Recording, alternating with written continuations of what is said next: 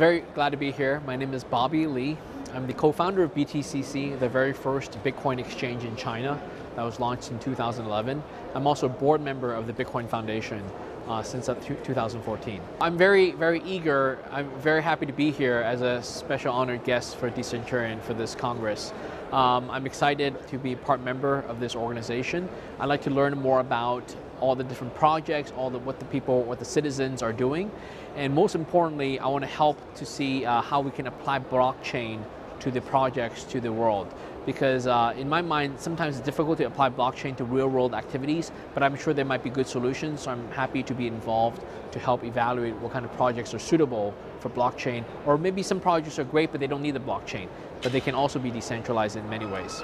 I think the future is that digital currencies will be a way to store value, the way to have their assets appreciate over time, because this is such a huge area of growth. In the whole world today, there's over 200 countries with 200 governments.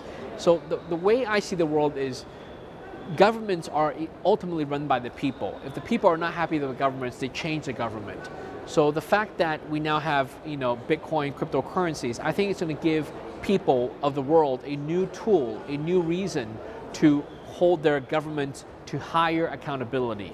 Right? In the old days, without the technology, governments can arbitrarily release a currency, can arbitrarily inflate it through inflation, and arbitrarily, chop off zeros and take money away from people.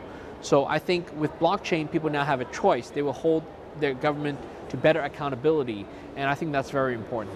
So whether it's Decenturion or other sort of blockchain states, I'm looking forward to how people can use this technology by holding cryptocurrencies, by holding private keys to a higher standard. Well, first comes to mind is for fundraising, for nonprofits, for relief, global relief, whether it's hurricane, earthquake, tsunamis, other disasters. So whether it's the Red Cross, if you think about organizations like the Red Cross or UNICEF, they're central organizations with a lot of resources spent on collection of donation, collection of money.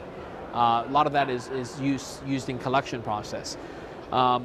Now with blockchain, with cryptocurrencies like Bitcoin, down the road you can have new organizations, charity organizations that can collect money on a massive scale just by having a QR code of an address. Everyone can donate anonymously, and all that money can be well spent by the charity organization. And people all over the world can donate. You don't have to just live in a certain country or have access to a certain banking system. So people all over the world can make payments and help with disaster relief. That's just for charity work. Of course, it's already affecting the fundraising industry. The fundraising industry, whether it's crowdfunding, crowd sales, whether it's ICOs, whether it's eventually, what they call security token offerings, I think it's going to change that landscape as well, because the flow of funds no longer has to go through fiat money, it could go through crypto money directly.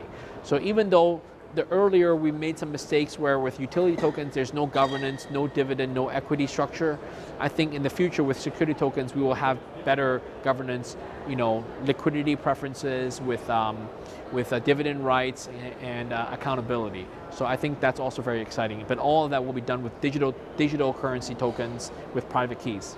In us, we trust.